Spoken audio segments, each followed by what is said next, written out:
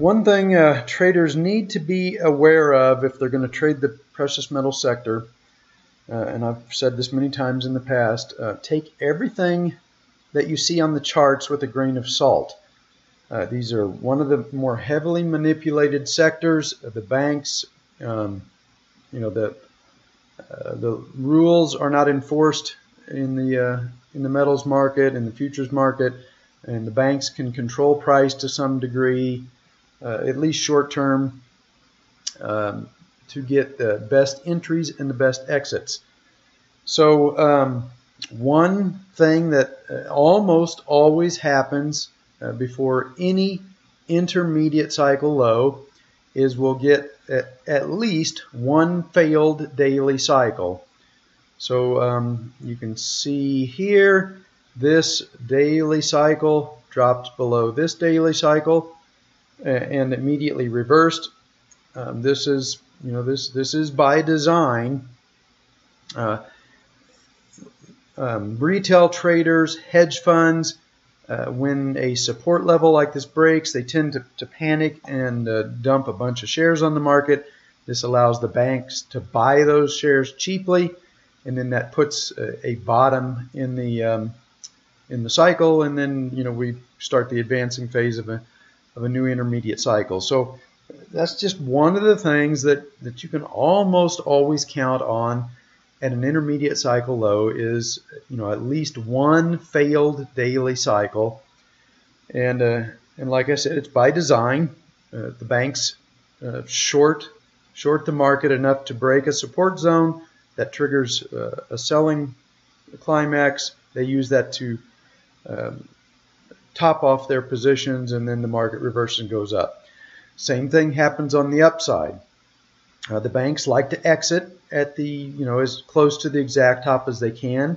They will, more often than not, they will manufacture at least a marginal breakout that causes retail traders and hedge funds to buy in a panic, expecting the breakout to lead to a sustained move. The banks unload their shares into that buying panic. That you take away that institutional support, the market then starts an intermediate decline. So you can see right here a marginal breakout before the intermediate cycle tops. It could have very well topped right here. This was within the timing band for a normal intermediate cycle decline, but instead the banks push this up one more time, get a marginal breakout. That's where they exit their positions. Then we start an intermediate decline.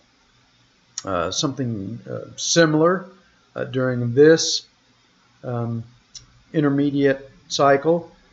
Here we get a marginal breakout, not above the baby bull, but we get a marginal breakout above that election night spike. Convinces retail traders, hedge funds that that we're on our way. We're going to break out above the baby bull, and we're going to get a sustained move up. It was just too late in this daily cycle for that to occur. This was a fake out, almost positive. This was a planned event. The banks manufacture this breakout in order to bring in a buying panic, and that allows them to sell huge positions into this false breakout. Here again, we've got the classic failed daily cycle. Traders panic, they sell, the banks accumulate their positions, and then we get a very strong, very powerful rally. We don't have a breakout yet, and I see a lot of people trying to call a top. I'm even skeptical whether or not this is a daily cycle top, because this is just not usually how the banks allow the market to top. They went to a lot of effort to get in here at the bottom. They're going to want to get out at the very top. So that probably means they're going to manufacture at least a marginal breakout above the September high, or a breakout above the baby bull high.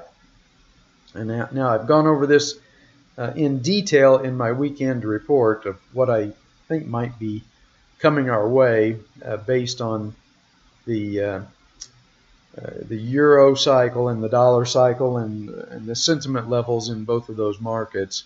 And now we've got a government shutdown to throw into the mix as well.